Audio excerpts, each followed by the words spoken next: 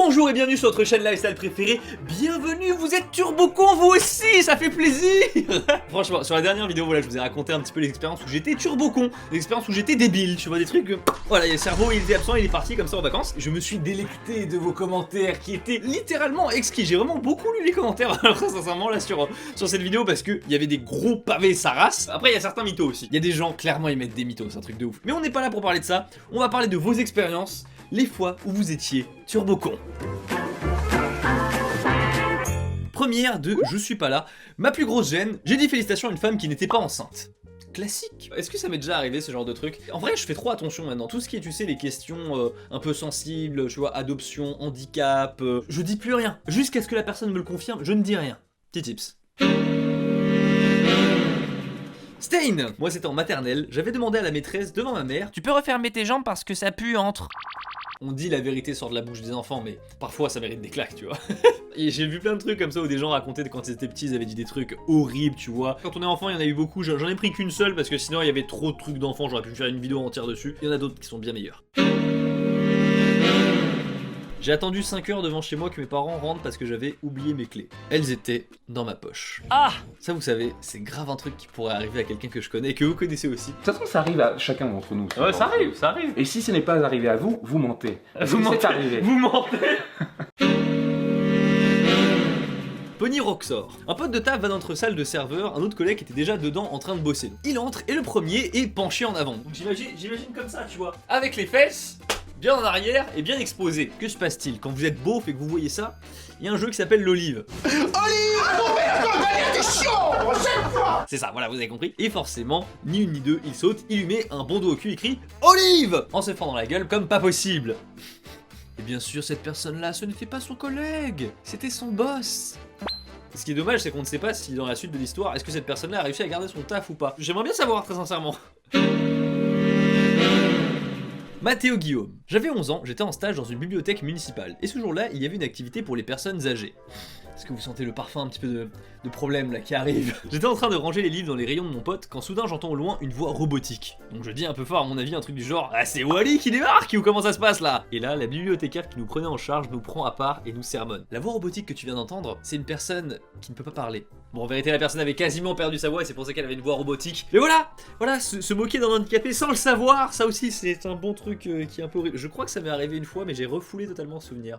Non j'ai bouffouillé, non je ne le trouve pas. Mais je pense que ça m'est déjà arrivé une fois, quasiment sûr.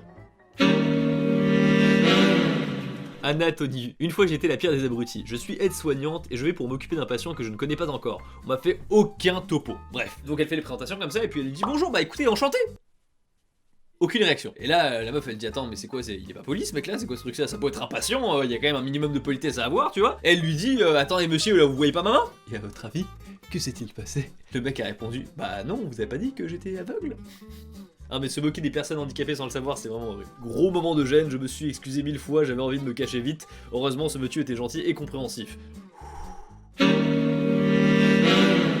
Sakamoto-san qui nous raconte qu'une fois il portait un t-shirt comme ça et quelqu'un l'a complimenté sur le t-shirt en lui disant ouais et tout, il est vachement sympa ton t-shirt, écoute tu l'as acheté où? D'habitude il ne met que pour le dormir mais exceptionnellement voilà il l'a porté même si c'est vraiment pas son style. Ce que Sakamoto avait oublié, c'est que ce t-shirt avait été offert par la personne qui lui a fait le compliment.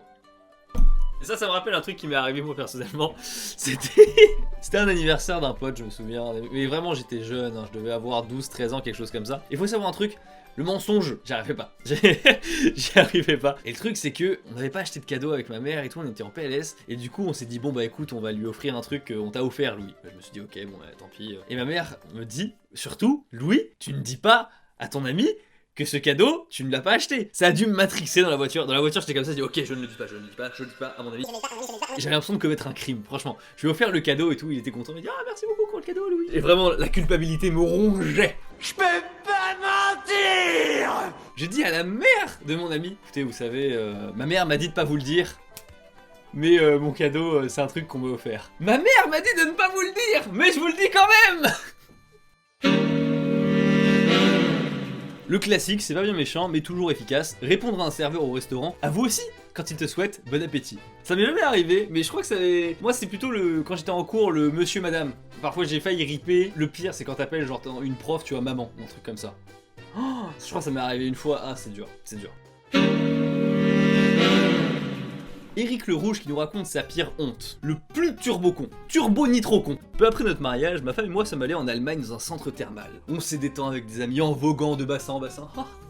Les thermes, tu vois, vraiment le sauna, les thermes, tout se passe bien. Puis je quitte ma moitié, je vadrouille tranquillement dans mon point pour nager. Quand je reviens dans son bassin, elle est accoudée sur le bord. Donc il voit sa femme comme ça sur le bord de l'eau et se dit « Je vais la pranker ». Du coup, qu'est-ce qu'il fait Éric le Rouge? Il décide de plonger sous l'eau, de nager comme ça et de remonter juste devant sa femme. Et je pense que vous commencez à voir qu'est-ce qui va se passer. Il va la caresser de la cheville, puis du mollet, à la cuisse, aux hanches, pour remonter. Et quand il remonte, il voit un Allemand poilu de 2 mètres. Non! Impossible de communiquer, mais il a dû voir ma tête, la gêne. Mais du coup, j'aimerais bien savoir où sa femme elle était dans cette histoire-là, parce que comment t'as fait pour te gourer entre un homme de 40 ans et ta femme?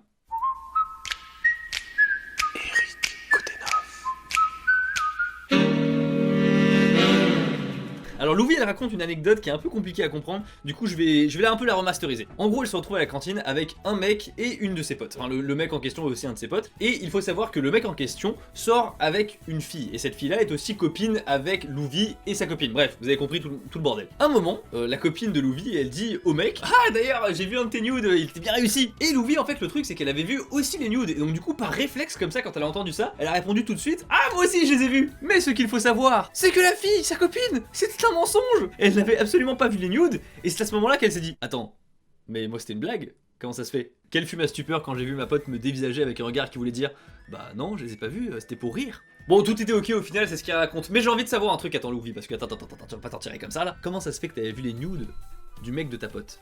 Non parce que ça c'est quand même bizarre, j'ai envie de dire. Soit la meuf a poucave, soit il y a un truc qui est bizarre dans cette histoire. On est d'accord qu'il y a un truc qui va pas. Il y a anguille sous roche, comme on dit. Alors Poupie 2003, ça je suis sûr, c'est arrivé à plein d'étudiants de lycéens et de collégiens parmi vous. C'était pendant le confinement, je chantais n'importe comment dans ma chambre pendant que mon prof donnait son cours en ligne, jusqu'à ce qu'il me fasse remarquer que mon micro était ouvert et que tout le monde m'entendait depuis près de 10 minutes.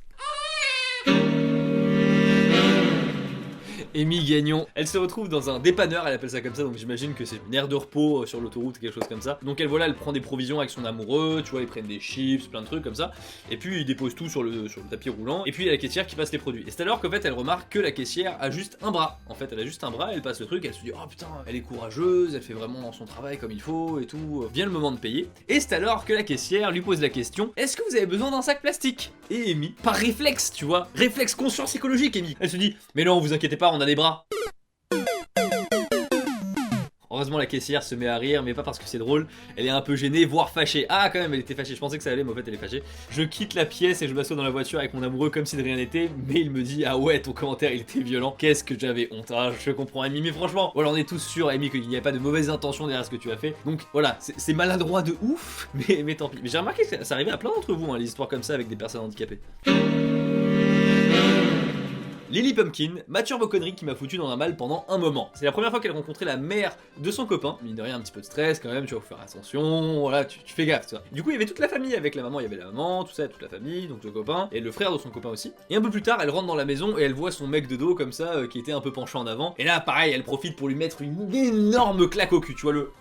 Ah, mais que se passe-t-il? Ce n'était pas son copain. Il s'agissait bien sûr du frère de son copain, qui lui ressemble énormément, en tout cas de l'arrière. Et le pire dans cette histoire-là, c'est que le copain en question a vu la scène. Le reste de la famille était dans la pièce à côté et a tout vu, dont mon mec de l'époque. Franchement, en vrai, ça va. Ça va, non mais je veux dire, c'est malheureux, mais ça va, tu vois. Je veux dire, c'est bon, c'est bon. Celle-là un peu longue, Miku Pinky. Quand mon père était encore célibataire, il voyageait beaucoup et seul. Un jour, il est allé en Yougoslavie, c'était la nuit, il devait poser un cake en toute urgence, mais il y avait une vieille cabane en bois dans le jardin. Il y est allé, évidemment sans lumière parce que les portables n'existaient pas encore, et après avoir posé son cake, il remarque que il n'y a pas de papier. Donc il cherche, tu vois, dans ses poches et tout, s'il a pas quelque chose pour essuyer. L'histoire ne raconte pas comment il a fait pour s'en sortir, ça, on ne le saura pas. Mais le lendemain, il doit repartir, et là, où est son portefeuille? Il ne le trouve pas! Le portefeuille, il est où, à votre avis? Coucou! Mais bien sûr, il est tombé. Il se précipite dans la cabane à chiottes et n'a pas d'autre choix que d'enfoncer sa main dans le tas de merde qui y croupissait. Et il l'a récupéré. Il a retrouvé son passeport dans le tas de merde. Oui, mesdames et messieurs, il l'a retrouvé, heureusement. Mais dans quel état? Tout plein de cake et pas que le sien.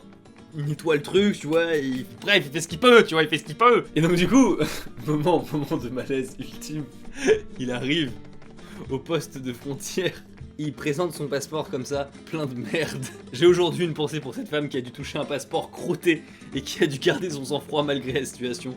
Quel professionnaliste. Surtout que j'imagine qu'il devait y en avoir partout. Mais tu dois te dire, mais qu'est-ce que c'est que ce truc, bordel. Sans cœur nous raconte son histoire, et c'était sur le chemin pour aller à l'école, tu vois. Sans cœur il est généreux, tu vois, son pseudo est très peu représentatif parce qu'il est extrêmement généreux.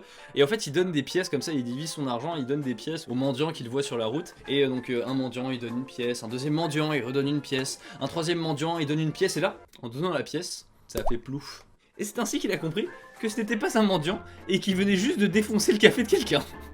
Ah c'est court mais efficace, écoutez hein. J'ai couru vers l'intérieur de l'école se situant à côté du monsieur pour me réfugier tellement j'avais honte. Voilà mon histoire.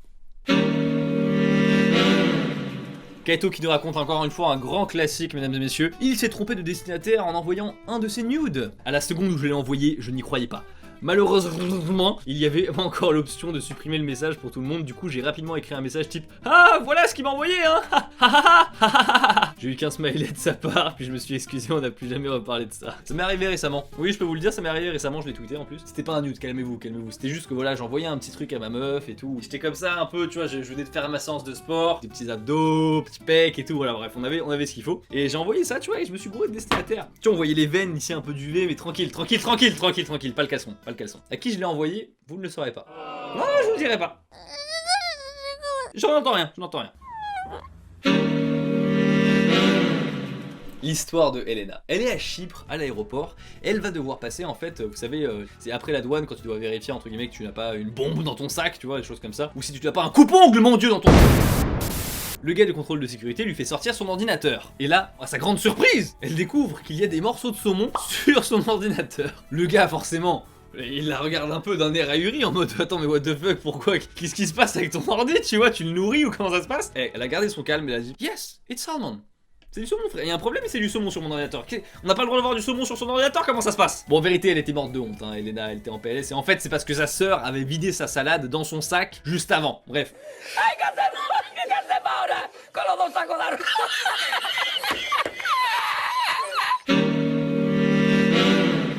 Oh celle-là je l'ai gardée pour la fin, elle est exceptionnelle. Fnachine qui nous raconte.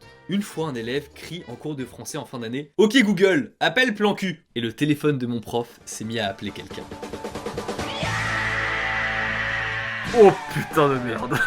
C'est tellement bien comme technique. En vrai tu devrais tellement faire ça. T'es un date comme ça avec une meuf, tu fais « Ok Google, appelle copain, appelle mon amoureux, appelle mon cœur, appelle mon chéri » ou un truc comme ça. J'aimerais trop que des gens parmi vous, en regardant la vidéo, il y a quelqu'un qui a son téléphone qui a appelé plan cul ou un truc comme ça. Oh j'aimerais trop. Dites-moi que c'est arrivé au moins à une personne. Sur ce, bah écoutez, voilà, c'était vos anecdotes où vous étiez turbo con. Bien sûr, il y en avait énormément, donc ne soyez pas tristes si vous n'êtes pas passé en vidéo. Peut-être que j'en referai une autre, voilà, s'il y en a encore d'autres dans les commentaires de cette vidéo. Mais je vous avoue que j'ai plus envie de tourner cette vidéo où vous racontez des mythos. Parce que franchement, il y a des trucs... Bref. Sur ce, bah écoutez, n'hésitez pas à lâcher un pouce bleu si la vidéo vous a plu et à vous abonner. N'oubliez pas, voilà, on n'est pas sur la chaîne Wissan ici, on est sur la chaîne Louis. Je vous dis à la prochaine. Tchuss.